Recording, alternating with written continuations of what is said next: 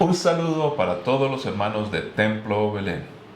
Una vez más estamos en este espacio que el Señor nos ha regalado para que podamos compartir la palabra de Dios, orar juntos, animarnos, pensar que Dios siempre tiene propósito con nosotros y, por qué no, mejorar en nuestra experiencia cristiana, que todos los días puede ser y debe ser mejor, porque con el Señor el mejor tiempo siempre está en el futuro, siempre hay más y mejor para todos nosotros. Así que oremos y démosle gracias al Señor. Padre Santo, eres bueno y para siempre es tu misericordia, Señor.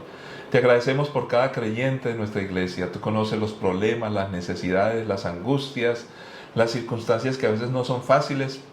Al fin, a todos nos toca sobrellevar la vida. El punto no es si hay problemas o no. El punto es cómo nosotros, por el poder de tu Santo Espíritu, con el acompañamiento de tu palabra, de nuestros hermanos, juntos podamos sortear todas las dificultades naturales que vienen encima, Señor. Aquellos problemas espirituales, oh Dios, también tenemos garantía de parte tuya. Tú estás con nosotros. Sana a los enfermos, da sabiduría a todos nosotros, ayúdanos a tomar las mejores decisiones. Y Padre Santo, ante todo, guarda y protege nuestras familias que tanto te necesitan. Danos la sabiduría a nosotros como padres o como generación anterior, Señor, a hacer lo mejor de lo mejor para poder heredar a ellos la bendición de conocerte y que tu palabra siempre esté presente en sus vidas. Oramos por Colombia, un país bastante necesitado como cualquier otro, Señor. Oramos por los que están en eminencia, Señor, por los que están en angustia, en dificultades, Padre. Todo lo ponemos en tus manos. Y hacemos esta oración con compromiso, pensando en que nosotros algo tendremos y debemos que hacer, porque somos tus hijos, somos ciudadanos, somos padres, somos trabajadores, somos vecinos, Señor. Y desde ese punto, Dios, podemos, en el nombre de Cristo Jesús, ser testigos de tu amor y tu bondad infinitos para todo el mundo, nuestra Colombia amada, en Cristo Jesús. Amén. Muy bien, hemos orado por nosotros mismos, por nuestra iglesia, por nuestro ambiente, cómo estamos y qué está sucediendo. Cada día, dijo Jesús, trae su propio afán, pero precisamente por eso, cada día nosotros oramos y buscamos la presencia de nuestro Dios. Queremos hacer una oración misionera que es sencilla, fácil, una sola, pero que es bastante importante. En estos días me escribieron, hay una organización cristiana que habla de misiones y van a hacer un foro en la ciudad de Medellín. Y me invitaron para que participara junto con otras personas que tenemos ya un cierto tiempo de experiencia y nos encanta, estamos comprometidos con las misiones. Pero lo que se está buscando con esto es pensar qué va a suceder con la iglesia colombiana y ese compromiso de ser testigos hasta lo último de la tierra. Pues por favor, oremos por Colombia, para que cada iglesia de cada denominación de cualquier lugar de Colombia, por pequeña o grande que sea, empiece a tener un corazón misionero. Y yo creo que para eso se necesita bastante oración. Por eso, por favor, acompáñenme en este momento. Padre Santo, oramos por Colombia, la iglesia colombiana, Señor. Todos nosotros somos iglesia, no somos los únicos, y como siempre digo, Templo Belén no busca ser ni la mejor, ni la más significativa, la más representativa, la más bonita, la más ideal. No, Señor, eso no nos interesa, porque eso implicaría medirnos con otras iglesias, y tu palabra nos dice que compararnos con otros no muestra buen juicio, Señor. Solo queremos ser la iglesia que debemos ser.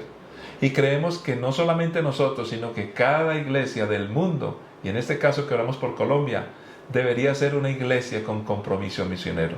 Queremos que crezca en Colombia. Ayúdanos para poder informar, ayudar, apoyar a todos los pastores, iglesias, creyentes, que entiendan que necesitamos llegar hasta lo último de la tierra, especialmente los pueblos no alcanzados, para que tengan la oportunidad de escuchar el Evangelio. Ayúdanos, Señor, en todos los esfuerzos que están haciendo distintas organizaciones cristianas que trabajan en misiones, para que este compromiso, esta gran comisión de la iglesia colombiana se pueda llevar a cabo de la mejor forma, y ojalá que más pronto. En Cristo Jesús te lo pedimos y seguiremos orando, Dios. Amén. Padre, ahora te pedimos por la palabra que vamos a compartir, que siempre sea para tu honra y gloria todas las decisiones que a la que ella nos lleve, y que todo sea para bendición de los que están a nuestro alrededor, desde acá hasta lo último de la tierra, como siempre, en Cristo Jesús. Amén. Muchas gracias a cada uno de ustedes por su apoyo a nuestra iglesia, por su compromiso, por predicar la palabra, por invitar a otros a conocer del Señor, por asistir a nuestras células en casas, en grupos pequeños, por crecer y madurar en la fe y poder levantar a una mejor generación.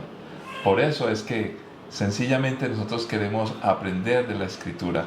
Y en este caso vamos a leer en el libro de Génesis, capítulo 24.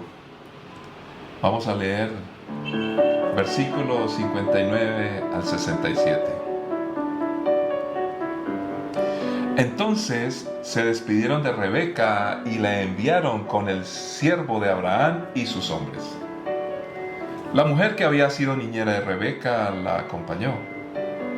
Cuando Rebeca partía le dieron la siguiente bendición: hermana nuestra, que llegues a ser la madre de muchos millones, que tus descendientes sean fuertes y conquisten las ciudades de sus enemigos.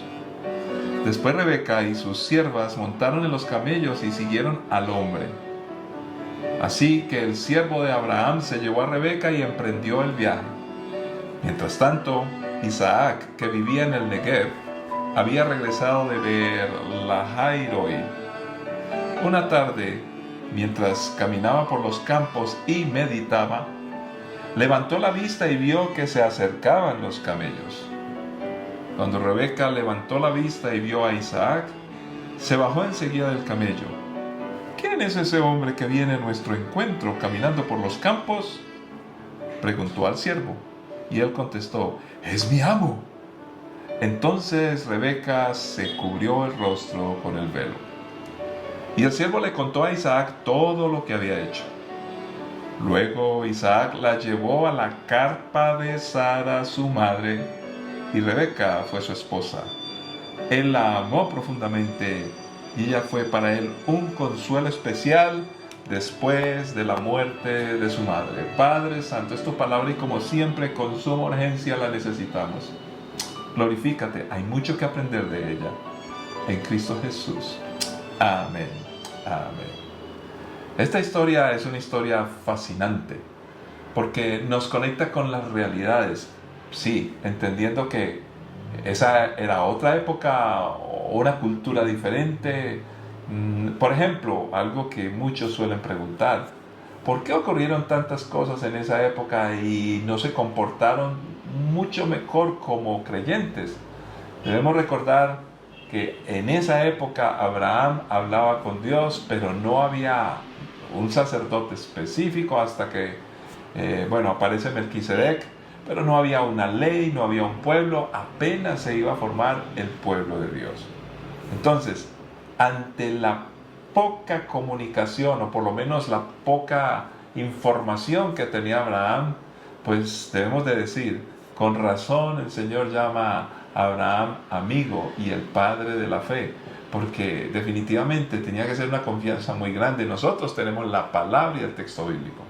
Sin embargo, aunque media entre ese tiempo y el nuestro, diferencias culturales, ya obviamente las de tiempo y muchas cosas, sin embargo somos seres humanos y hay bastantes cosas en común. Vamos a empezar en esta parte de la historia porque ya estuvimos tratando un poco el tema. ¿Cómo terminan los sucesos? Recordemos que había sido enviado este siervo por parte de Abraham para buscarle una esposa a su hijo Isaac. No podemos olvidar que Isaac ya tenía sus años, 40 años, y la costumbre era casarse entre los 18 y 20 años los hombres y 13, 14 años las mujeres. ¿Qué había pasado? Porque aquí hay muchas implicaciones que, por lo menos las vamos a nombrar para que oremos y para que tengamos en cuenta en la medida que necesitemos revisar algunas cosas en nuestras familias, en nuestras vidas o ayudar a otros. Lo primero que encontramos es, y seguimos con lo mismo, la Biblia derriba de tajo todas aquellas quejas o aquellas acusaciones que la posmodernidad y muchos movimientos ideológicos hoy le hacen a ella. Hoy se habla muy mal de la educación judeocristiana, pero se habla es de la interpretación que muchos hacen, donde definitivamente se nota de lejos solamente con escuchar unas pocas palabras que ni siquiera se han tomado la molestia de leer la Escritura. Por ejemplo, Seguimos hablando de la mujer. La mujer en esta historia tiene un protagonismo increíble. De hecho, podríamos hablar que se nos muestra a la mujer con un valor fundamental, un valor incalculable para lo que es la sociedad. Así aparece en esta enseñanza. Esta joven, Rebeca, que ahora estaba a punto de casarse en medio de un contexto cultural distinto al nuestro, tenía un ambiente donde definitivamente se notaba el respeto tan grande que tenían por ella.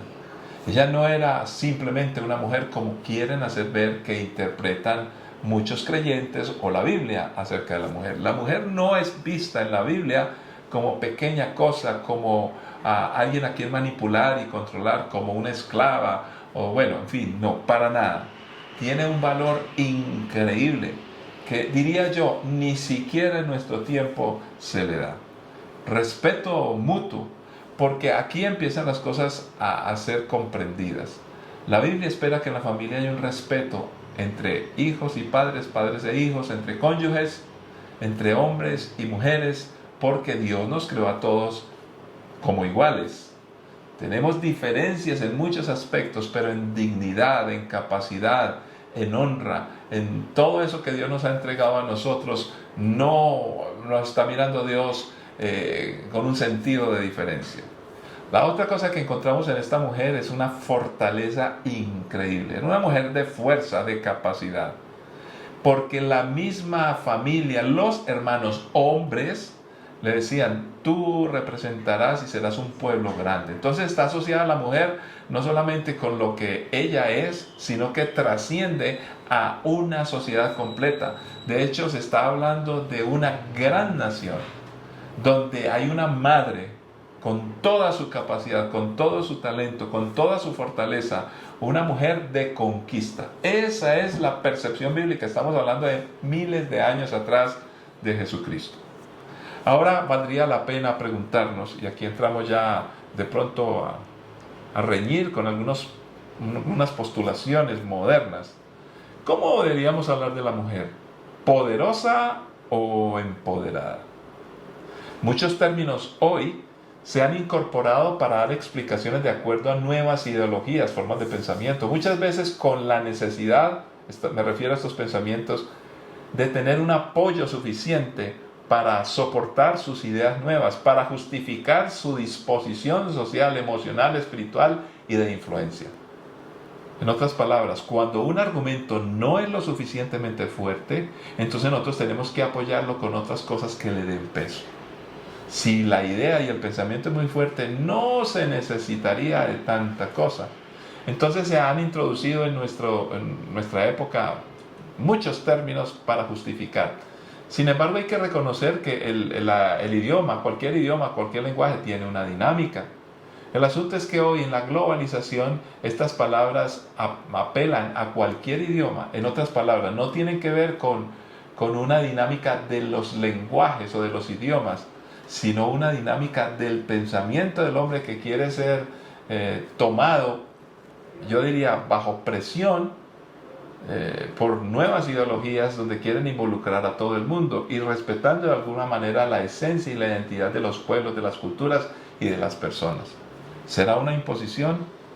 ¿Por qué no hablamos, si la Biblia ya lo muestra, de una mujer poderosa?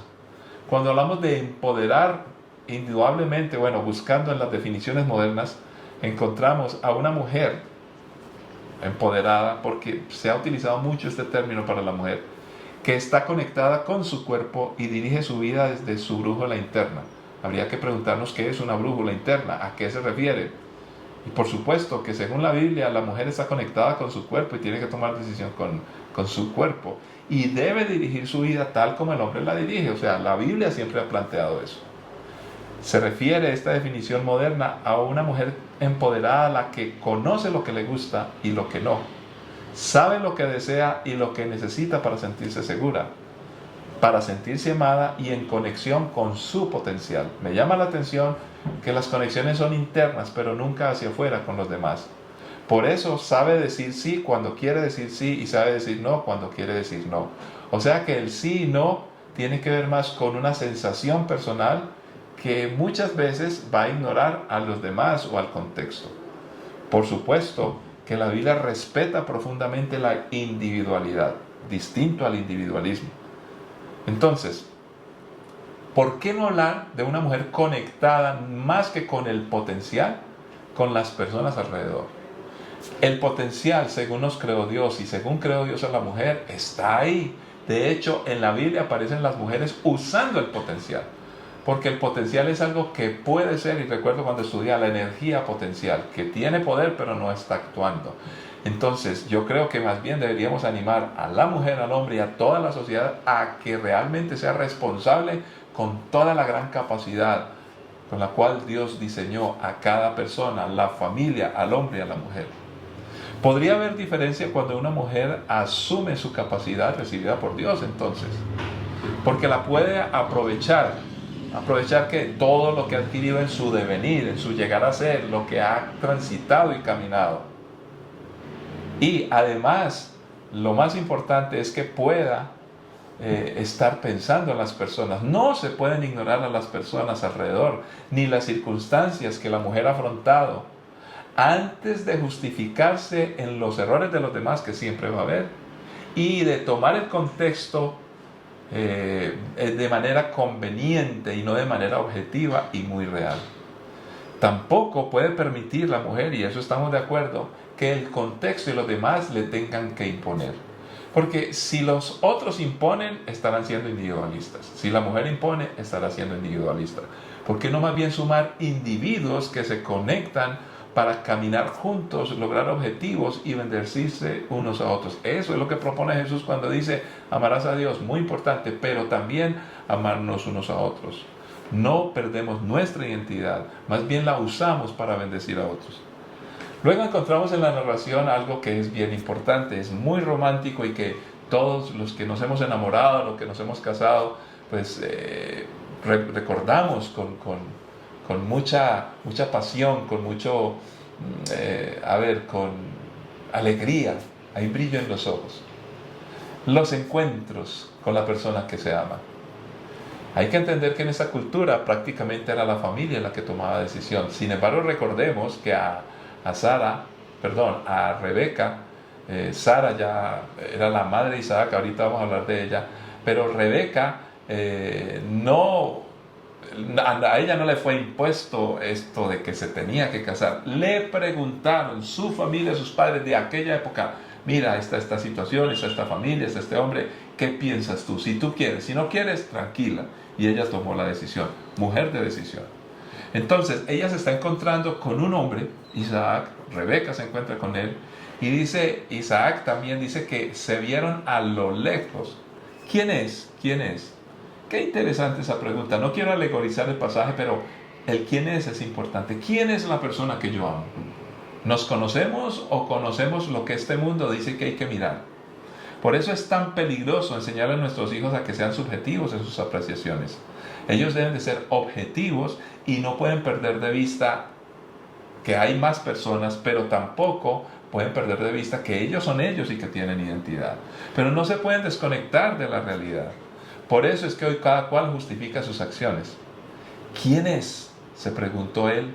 ¿Quién es?, se preguntó ella. Oh, si los jóvenes hoy se preguntaran y se esforzaran por conocer a la persona, no lo que la persona representa y no lo que la persona muestra como mampara o como adornos para conquistar a los demás. El valor interno está por encima del valor externo. Y en la Biblia indudablemente aparece claramente, transversalmente a través de toda la historia. Y me encanta leer este pasaje de primera carta de Pedro, capítulo 3, versículos 1 al 4. Me encanta porque empieza a mostrar unas realidades preciosas que se ajustan para nuestro tiempo. De la misma manera, ustedes, esposas, tienen que aceptar la autoridad de sus esposos. Entonces, aun cuando alguno de ellos se niegue a obedecer la buena noticia, la vida recta de ustedes les hablará sin palabras. Ellos serán ganados al observar la vida pura y la conducta respetuosa de ustedes. Algunos dirán de este pasaje que ¿cómo así? Que la mujer se tiene que portar bien. ¿Y por qué se tiene que portar mal?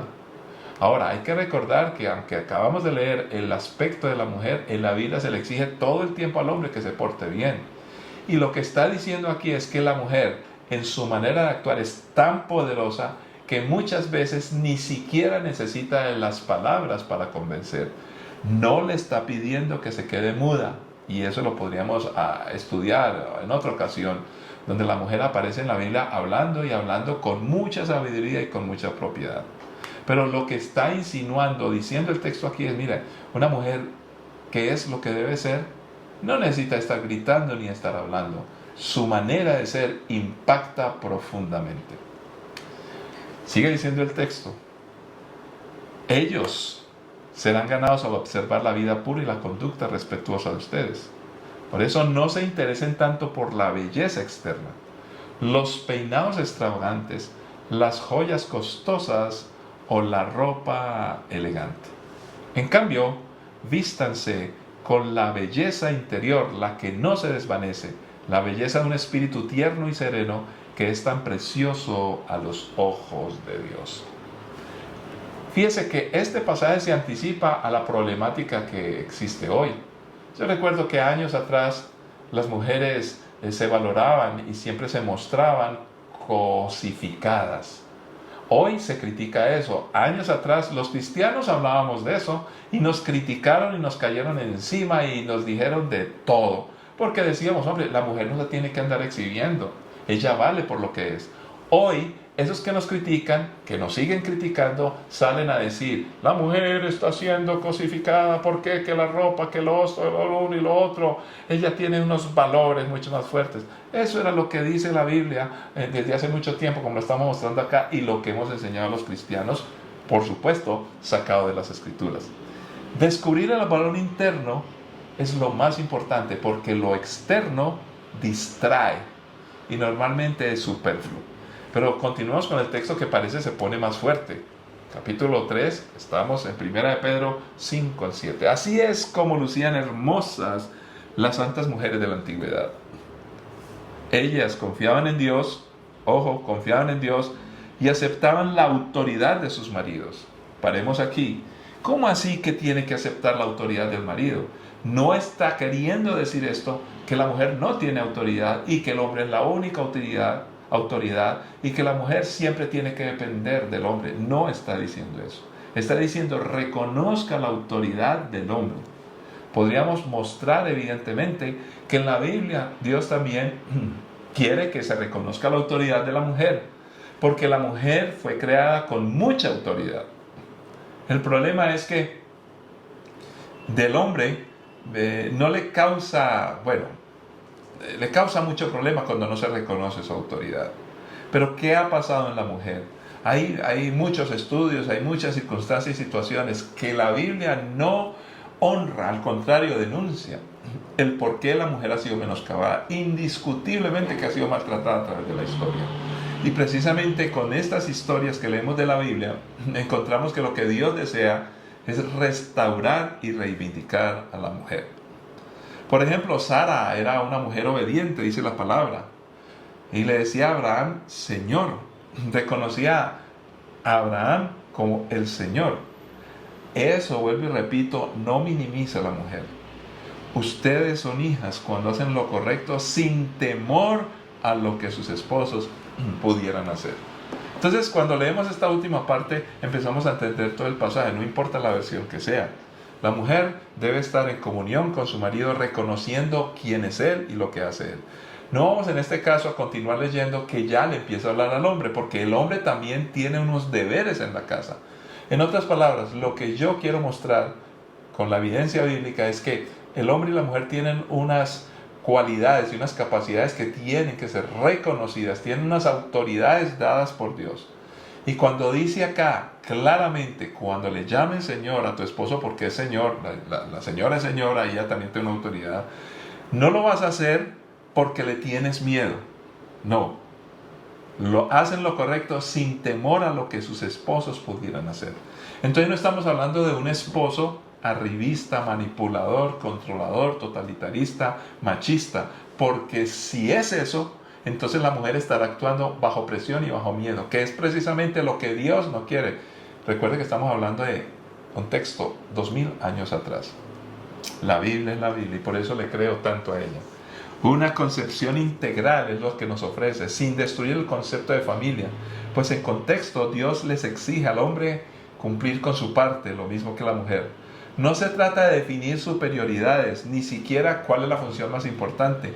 Más bien aparece un núcleo con intercambios, valores y necesidades mutuas que conllevan mucha responsabilidad y que es compartida por los dos.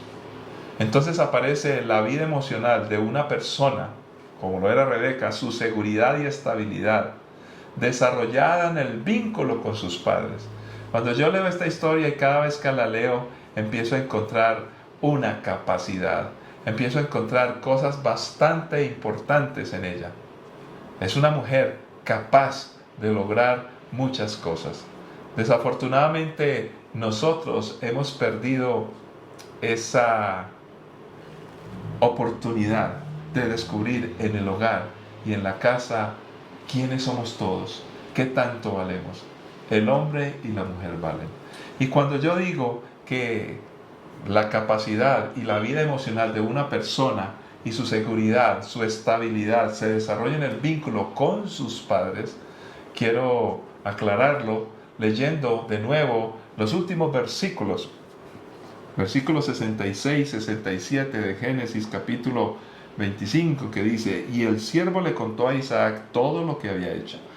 Luego Isaac la llevó a la carpa de Sara su madre, y Rebeca fue su esposa.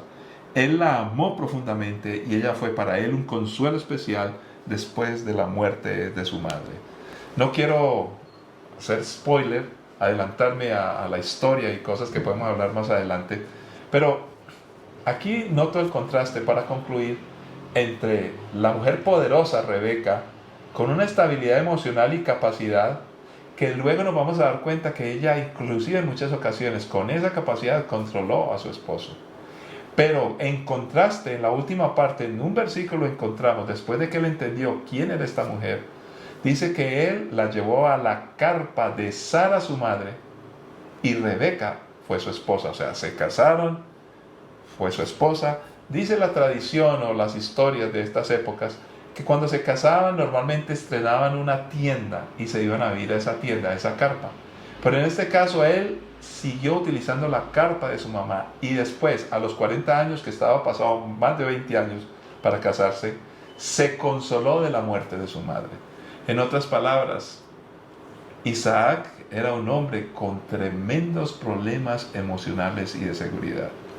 Si éste manifiesta esto, le costó casarse.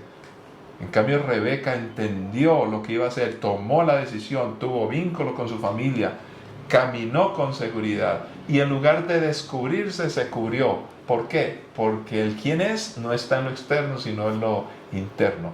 Y con esa capacidad y ese poder, se conoce con el que va a ser su esposo. Un hombre que también fue muy importante, pero que aquí notamos desde el principio que su estabilidad emocional y muchas de sus cosas de la vida de él no estaban tan bien. ¿Por qué? Porque no fueron correctamente desarrolladas. Tenía unas codependencias con su madre. ¿Qué aprendemos entonces de esto?